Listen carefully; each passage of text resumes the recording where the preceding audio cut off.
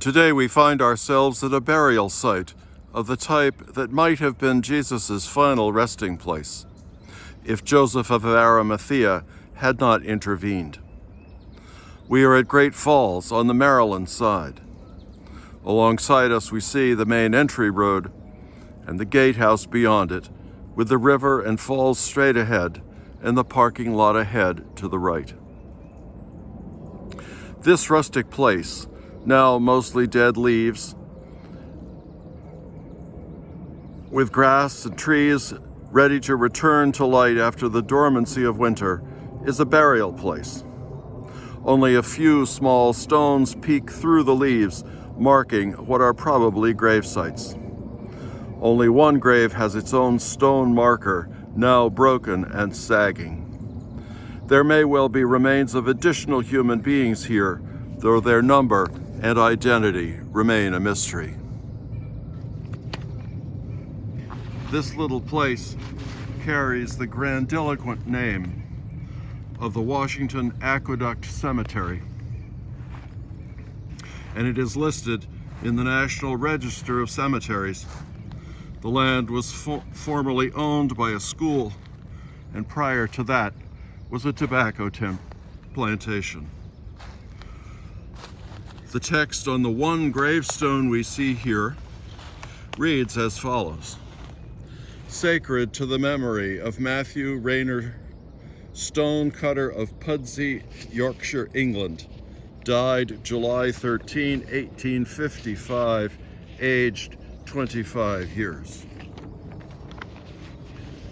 We do not know when or how he came here from England, nor what work he might have undertaken here.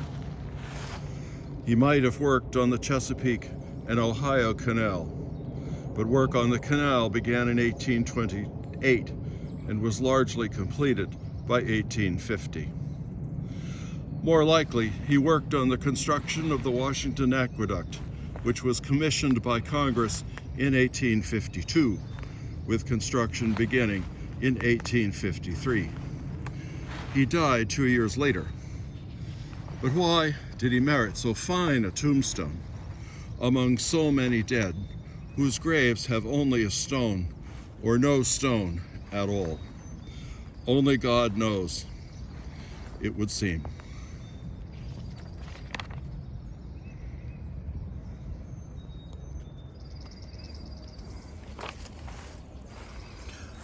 So little data in so rustic a setting opens the doors for poets, novelists, and dramatists to draw his character for us in his own setting.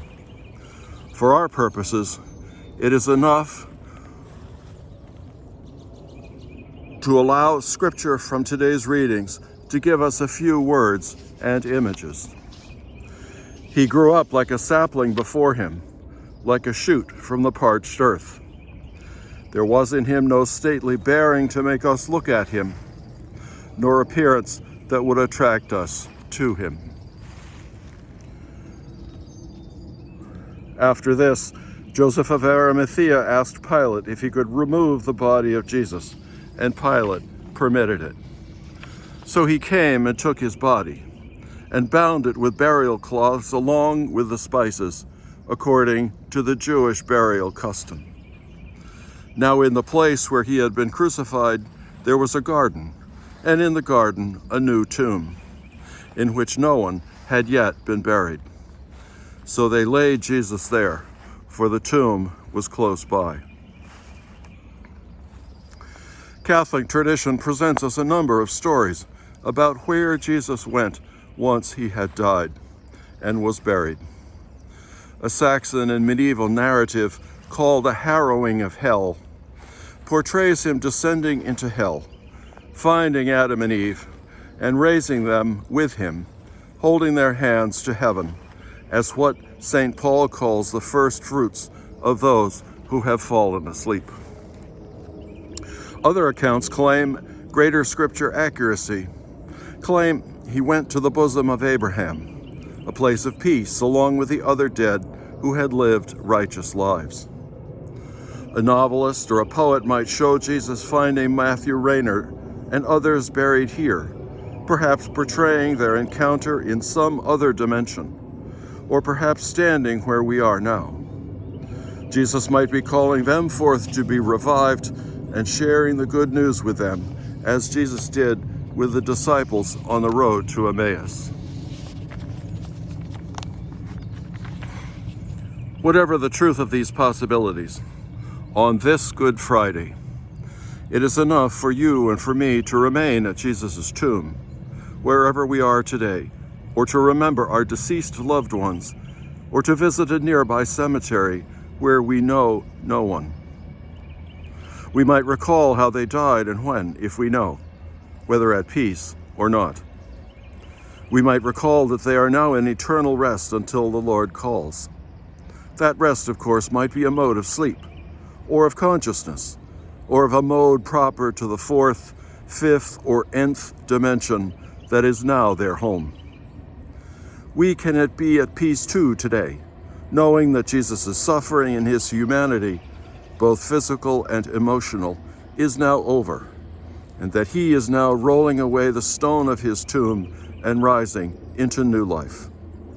This is our hope too, for ourselves, for our loved ones, and for the millions of those unknown to us and unnamed, for Matthew Rayner, and for those buried here with him.